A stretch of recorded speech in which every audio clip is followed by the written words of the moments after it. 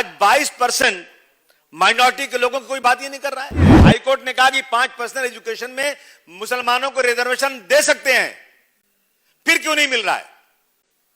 मैं अपने तमाम साथियों से पूछना चाहता हूं, जबान क्यों बंद हो गई? अस्पताल 100 मीटर दूर है और एम्बुलेंस वाले 50,000 रुपया, 25,000 रुपया, टैक्सी में नहीं जा सकता आदमी, बीमार है, वो पैसे वसूले जा रहे हैं। अब फिर कोविड आने की डर है अध्यक्ष महोदय, इस पे प्रिकॉशन लेना बहुत जरूरी है कि अस्पताल अपनी मनमानी ना करने पाए। मैं जानना चाहता हूं सरकार से कि 1150 शिकायतों में कितने अस्पतालों पे कार्रवाई हुई? दुनिया देख रही थी कि भारतवर्ष में हजारों लाखों लोग पैदल जा रहे हैं 1700 किलोमीटर। एक लड़की अपने बाप को साइकिल पर बिठाकर 1200 किलोमीटर गई। ये हमारे राज्यपाल साहब ने जब अपना भाषण शुरू किया तो उन्होंने कहा कि हमारी सरकार छत्रपति शिवाजी महाराज, महात्मा ज्योतिबा फुले, साहू महाराज, भारत रत्न डॉक्टर अंबेडकर साहब के वसूलों पर, उनके आदर्शों पर चलती है। हमने बहुत तालियां बजाई कि जब उनके आदर्शों पर चलेगी तो समाज के हर व्यक्ति को इंसाफ मिलेगा। अध्यक्ष महोदय 55 पॉइंट उन्होंने दिया, 55 पॉइंट पे उन्होंने अपनी बातें किया। मैं अध्यक्ष महोदय, जो समाज 20-22% है माइनॉरिटी, उस पे सिर्फ एक ही पॉइंट बोला उन्होंने। और क्या कहा उन्होंने अध्यक्ष महोदय कि नौकरियों में माइनॉरिटी के परसेंटेज को बढ़ाने के लिए ट्रेनिंग स्कीम शुरू की जाएगी। हमारी सरकार ने शुरू किया है और पहले 2000 मिलता था, अभी 4000 दिया जाएगा। अध्यक्ष महोदय, साहू महाराज, उन्होंने अपने राज्य में 50% बहुजन समाज के लिए रिजर्वेशन दिया था, पिछले तबकों के लिए, जिसमें माइनॉरिटी भी थे, मुसलमान भी थे। सरकार जब ऐसे महान पुरुषों के आदर्शों पर चलती है तो मेरे समझ में नहीं आ रहा है कि एक समाज के साथ नाइंसाफी क्यों? पिछले 5 साल तक मुझे बहुत खुशी थी, कांग्रेस, एनसीपी, हम लोग सब इसी हाउस में चिल्लाते थे कि रिजर्वेशन दो, रिजर्वेशन दो। अध्यक्ष महोदय, शाबाश वाह करने की जरूरत नहीं सर, मैं अपना काम कर रहा हूं। बाबा साहब अंबेडकर जी ने कहा था, पिछले तबकात को वेलफेयर स्कीम से नहीं बल्कि लीगल एंड कॉन्स्टिट्यूशनल प्रोटेक्शन चाहिए उसको। सर, वो प्रोटेक्शन सिर्फ रिजर्वेशन से ही मिल सकता है। आज 22% माइनॉरिटी के लोगों को कोई बात ही नहीं कर रहा है। पिछली बार इतनी आवाज उठाई गई, नागपुर का सेशन हो, यहां का सेशन हो, बार बार रिजर्वेशन दिया जाए, रिजर्वेशन दिया जाए, लेकिन जब से हमारी अपनी सरकार आई, अब तो हम अपनी सिग्नेचर से कर सकते हैं वो काम। अब किस बात की देरी है? अब तो रिजर्वेशन मिलना चाहिए। अध्यक्ष महोदय, जब ये मामला 2014 में आया था, अध्यादेश आया था, कांग्रेस ने बिल नहीं पास किया, लेकिन ये लैप्स हो गया और लोग गए, कोर्ट में गए। ये बहुत सुनने की जरूरत है। कोर्ट में गए, कोर्ट ने कहा 5% रिजर्वेशन एजुकेशन में, 5% एम्प्लॉयमेंट पे। और हाई कोर्ट ने, सर लीगल कोई हिच नहीं है, हाई कोर्ट ने कहा कि 5% एजुकेशन में मुसलमानों को रिजर्वेशन दे सकते हैं, फिर क्यों नहीं मिल रहा है? मैं अपने तमाम साथियों से पूछना चाहता हूं, जबान क्यों बंद हो गई?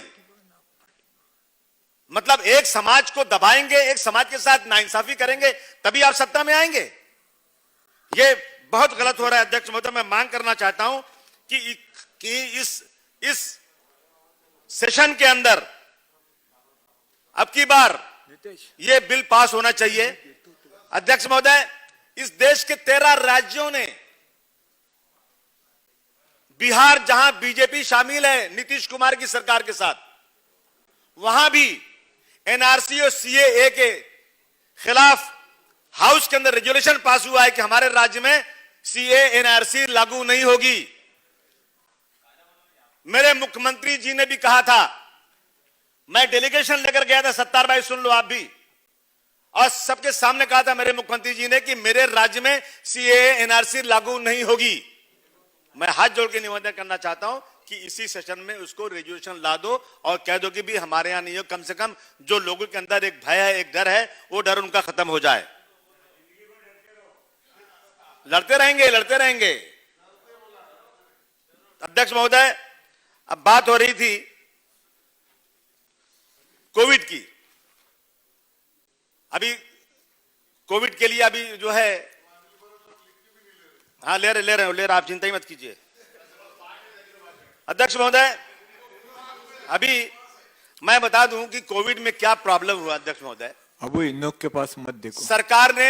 सरकार ने रूल पास किया कि आईसीयू के लिए और वेंटिलेशन के लिए कितना कितना फीस लेना, कितना पैसा लेना है। अध्यक्ष महोदय, मैं तो हैरान हूं कि सरकार के हुक्म का पालन अस्पतालों ने किया ही नहीं। मेरा एक जनरल सेक्रेटरी प्रदीप दीक्षित नाम का बेचारा परेल में रहता था और सिर्फ वो उसकी पत्नी, दो ही लोग घर में थे। वो बीमार हुआ, उसने गोलबर अस्पताल में एडमिट हो गया। उसके पास 5 लाख रुपए का इंश्योरेंस था, उसने इलाज कराया। उसकी बीवी आई कि 5 लाख खत्म हो गया, डॉक्टर पैसे मांग रहे हैं। मैंने अपने पास से 2 लाख दिया। फिर 3 दिन बाद आई, पैसे कम हो गए, फिर मैंने 2 लाख दिया। अध्यक्ष महोदय, फिर आई मेरे पास की नहीं पैसे, मैंने फिर 5 लाख दिया, 9 लाख मेरे पास से दिया। अध्यक्ष महोदय, उस अस्पताल की बिल हो गई 43,50,000 रुपया। मैं गया सीधा, जब बिल बढ़ने लगी तो मैं गया राजेश टोपे साहब के पास। मैंने कहा सर ये क्या हो रहा है, एक आदमी कितना पैसा दे सकता है, कहां से लाएगा पैसे। उन्होंने उसी वक्त मिस्टर इकबाल चहल कमिश्नर को फोन किया, अस्पताल से बात किया। मैंने गारंटी लेटर दिया कि आप इससे पैसे मत मांगना, ये अच्छा हो जाएगा, मैं पैसे पूरा दूंगा और आप जो है मंत्री महोदय और कमिश्नर महोदय से गारंटी ले लो कि मैं पैसे दूंगा। अध्यक्ष महोदय, 19, साढ़े 19 लाख 20 लाख देने के बाद अभी भी उनको चाहिए 23 लाख रुपया और मैं नहीं दे रहा हूं। मेरे पास रोज एप्लीकेशन आ रहा है, इसके इंसाफ चाहिए। कितना पैसा कहां से लाएंगे लोग। और बहुत कोविड में काम हुआ है। हालत ये कि 100 फुट ग्लोबल, परेल का ग्लोबल, मेरे नाम उनका और चिट्ठी भेजने, वारंट भेजने वाले, पैसा तो नहीं दूंगा पैसा उसको मैं। अध्यक्ष महोदय, 100 मीटर की दूरी, घर से अस्पताल 100 मीटर दूर है। और एम्बुलेंस वाले 50,000 रुपया, 25,000 रुपया। टैक्सी में नहीं जा सकता आदमी, बीमार है, वो पैसे वसूले जा रहे हैं। मतलब अब फिर से कहा गया कि फिर डर है कि फिर से कोविड दोबारा आ सकता है। ये प्रिकॉशन लेना बहुत जरूरी है। मैं जानना चाहता हूं कि 1150 शिकायतें आई थी अस्पतालों की, और हमारे जो ऑडिटर बैठते हैं वो सब हमारे ऑफिसर लोग, ये मिली भगत इनकी है। जब इनसे बात की जाती है तो 10% डिस्काउंट, अरे मैं जाके चिल्लाऊं तो 10% डिस्काउंट हो जाएगा। 10% डिस्काउंट क्या होता है। अब फिर कोविड आने की डर है। अध्यक्ष महोदय, इस पे प्रिकॉशन लेना बहुत जरूरी है कि अस्पताल अपनी मनमानी ना करने पाए। मैं जानना चाहता हूं सरकार से कि 1150 शिकायतों में कितने अस्पतालों पे कार्रवाई हुई। हम किसी के भाषण का अपोज या सपोर्ट नहीं कर रहे, सच्चाई बयान कर रहे हैं। ये हो रहा है आज। और अगर फिर से कोविड आ गया तो कैसे लोग जिएंगे, कैसे खाएंगे, क्या करेंगे। आपने देखा कोविड के में क्या हुआ, सरकार ने कह दिया कि घर में रहो। अरे भाई घर में रहो, छोटा सा घर है, खाएंगे क्या, खाने को कुछ नहीं, खिचड़ी, कितना खिचड़ी खाएगा आदमी। खिचड़ी पक के आ रही, आधी सड़ जा रही है, यह हालत हुई है। और अब लोग पैदल गए यहां से, शर्म आना चाहिए। 1700 किलोमीटर बच्चे गोद में लेकर माए गई यहां से, और ये फिर वक्त ना आने पाए। अगर कोविड आता है तो सरकार को लोगों के खाने पीने का बंदोबस्त करना चाहिए। सारे विकास का काम छोड़ दो, पहले इंसान को जीने का बंदोबस्त होना चाहिए। सर, दुनिया देख रही थी कि भारतवर्ष में हजारों लाखों लोग पैदल जा रहे हैं 1700 किलोमीटर। एक लड़की अपने बाप को साइकिल पर बिठाकर 1200 किलोमीटर गई। ये हमारी हालत है। और हम जो है आज दुनिया में तरक्की कर रहे हैं, विकास कर रहे हैं हम। ये क्या हो रहा है अध्यक्ष महोदय।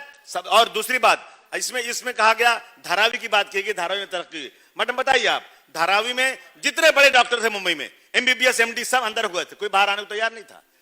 यूनानी डॉक्टरों ने बहुत काम किया, बीओएमएस डॉक्टरों ने बहुत काम किया। धारावी में जितने सेंटर चले सब चला है, जितने थाना में, कल्याण में, मुंबई में चले, मैक्सिमम बीओएमएस डॉक्टरों ने काम किया है। तो मैं चाहता हूं कि इसके अंदर कम से कम बीओएमएस डॉक्टरों का अप्रिसिएशन होना चाहिए। और सरकारी नौकरियों में उन डॉक्टरों को जिन्होंने अपनी जान पर खेल के काम किया है, भले डिग्री उनकी एमबीबीएस नहीं है, लेकिन उन्होंने काम को उनको नौकरी मिलना चाहिए, उनको होना चाहिए, अप्रिसिएशन उनका होना चाहिए। अध्यक्ष महोदय, आइंदा आने वाले दिनों में ऐसी चीज ना हो, इस पे हमको पहले से प्रिकॉशन लेना चाहिए। मैं आपने मुझे बोलने दिया, एक चीज और अध्यक्ष महोदय, एक चीज और रहेगी अध्यक्ष महोदय। आज देखिए एक ठाकुर प्रज्ञा सिंह पुरोहित का केस चल रहा है और इस केस में जो 2008 में ब्लास्ट हुआ था मालेगांव के अंदर, उस ब्लास्ट के अंदर 6 मुसलमान मारे गए थे, कई सैकड़ों लोग जख्मी हुए थे।